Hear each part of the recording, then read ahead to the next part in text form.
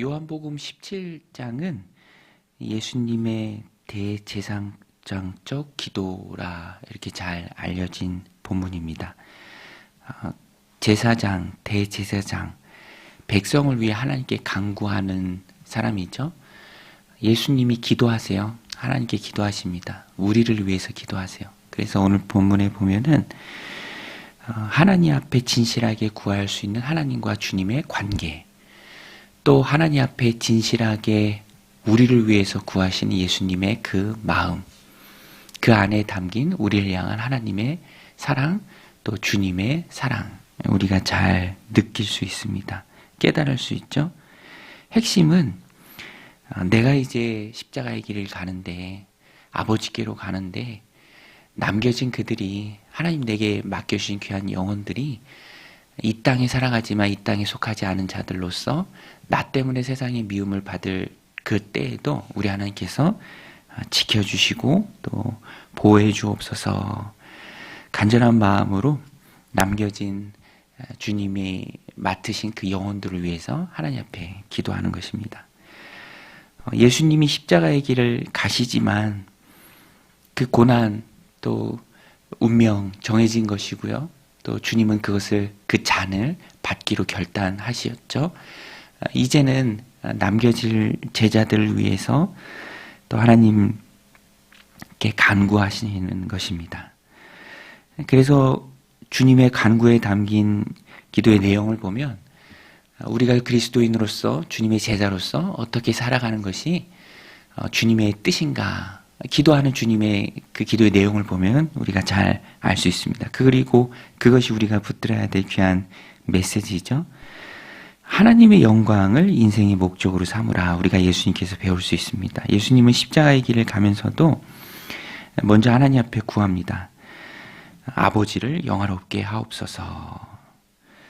오늘 말씀 1절에 보면 예수께서 이 말씀을 하시고 눈을 들어 하늘을 우러러 이르시되 아버지여 때가 이르렀사오니 아들을 영화롭게 하사 아들로 아버지를 영화롭게 하옵소서.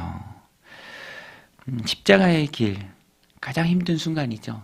그 순간에 하나님 앞에 기도하는 주님의 마음 가운데도 가득히 들어있던 것은 이 일을 통해서 하나님 영광 받으옵소서입니다. 오늘 우리도 기도할 때 늘 기억해야 합니다. 내가 무엇인가를 선택할 때, 또 그리고 선택한 그 길, 믿음의 길을 걸어갈 때 이게 나에게 유익한가, 이 일을 하면서 나에게 효용성이 있는가, 그것을 가지고 선택하기 이전에 이 선택이 하나님을 영화롭게 할 것인가, 그것을 물어야죠. 우리 질문이 바뀌어야 합니다.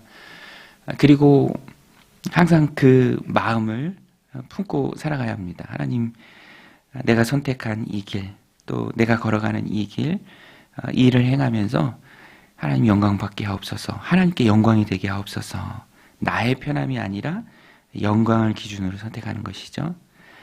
그래서 고난 중에도, 어려움 중에도 우리가 하나님 앞에 기도할 수 있습니다. 하나님, 이 일을 통해서도 하나님께서 영광 받아 주옵소서. 주님이 그렇게 기도하셨죠. 그것이 우리 인생의 목적입니다. 하나님께 영광 돌리는 삶, 그 삶이 어떤 삶인가? 하나님과 관계가 있는 삶이죠. 신앙생활에 가장 중요한 것이 하나님과의 관계입니다. 우리 주님과의 관계죠. 그것이 곧 영생의 본질입니다. 예수님께서 3절에 말씀하십니다. 영생은 곧 유일하신 참 하나님과 그가 보내신 자 예수 그리스도를 아는 것이니이다. 너무 유명한 말씀인데요.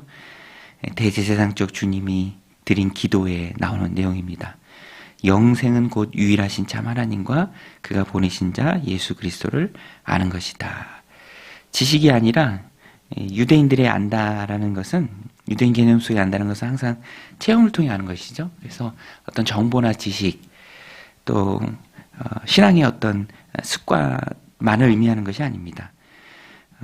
함께 사는 것이죠. 교제하는 것입니다. 하나님과의 관계 속에서 살아가는 것, 하나님과의 만남, 기도를 통한 하나님과의 대화, 늘 하나님과 의식하면서 교제하는 것. 우리 찬양으로 고백했던 것처럼 주와 함께 더불어 살아가는 것입니다. 그것이 영생의 본질입니다. 또 세상 속에서 살아갑니다. 우리가 하나님과의 관계 속에서, 주님과의 관계 속에서 살아가는 곳은 바로 세상이죠. 예수님도 내가 그들을 데려가려는 것이 아니라 이 세상에 속하지 않은 자로서 이 세상을 살아가는 그들의 삶 가운데 하나님의 인도와 보호하심, 그것을 위해서 기도합니다. 주님이 말씀하십니다.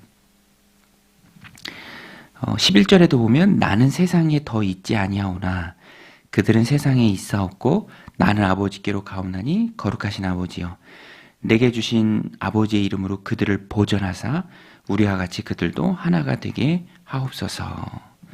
또 15절에도 내가 비옵는 것은 그들을 세상에서 데려가시기를 위함이 아니요 다만 악에 빠지지 않게 보전하시기를 위함이니이다.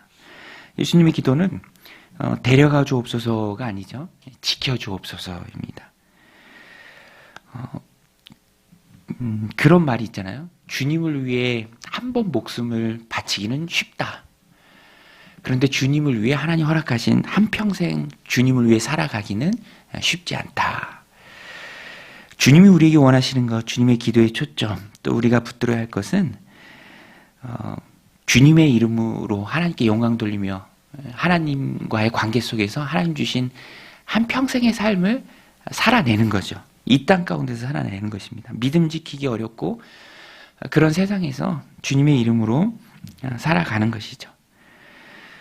힘들면 피하고 싶은 게 사람의 마음인데요.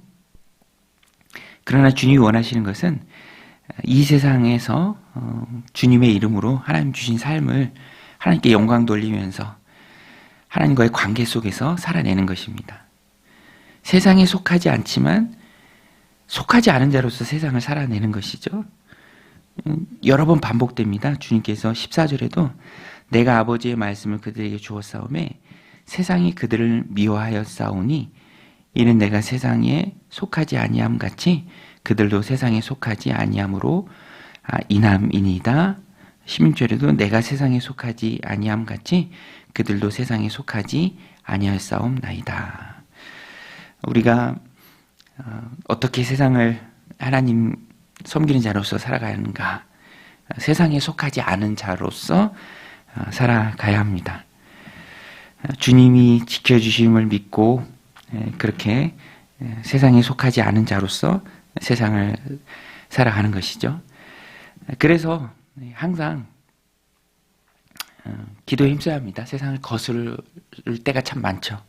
세상에 속하지 않았으니까 또 세상에 미움, 또 핍박이 많이 있습니다.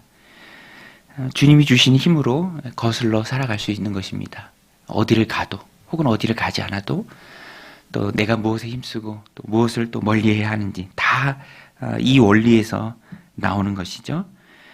하나님의 영광을 위해서 또 신앙의 관계 안에서 피하지 않고 세상에 속하지 않은 자로서 하나님 위한 그 삶을 살아내는 것, 또 주님의 돌보심 지켜주심을 이 땅 가운데서 누리면서 살아가는 것, 내 힘으로 되는 게 아니라 주님이 주신 힘으로 가능합니다. 오늘도 우리가 세상에 속하였지만 세상에 속하지 않은 자들입니다. 우리가 힘써야 할 것은 세상에 속한 것이 아니라 세상에 속하지 않은 자로서 그리스도인으로서 주님의 이 기도처럼 하나님께 영광 돌리는 삶을 살아내는 것이죠. 그것이 주님 기도가 우리 삶 가운데 이루어지는 삶입니다. 오늘도 하나님 허락하신 하루의 삶이 있는데요. 잘 분별하시고 살아가시기 바랍니다. 무엇이 하나님 기뻐하시고 또 영광이 되는 일인지, 내가 힘써야 할 일이 무엇인지, 세상에 속하지 않은 자로서 세상을 살아내는 능력의 종들이 다 되시기를 주님의 이름으로 축원드립니다. 같이 말씀 붙들고 이렇게 기도하며 나아가겠습니다.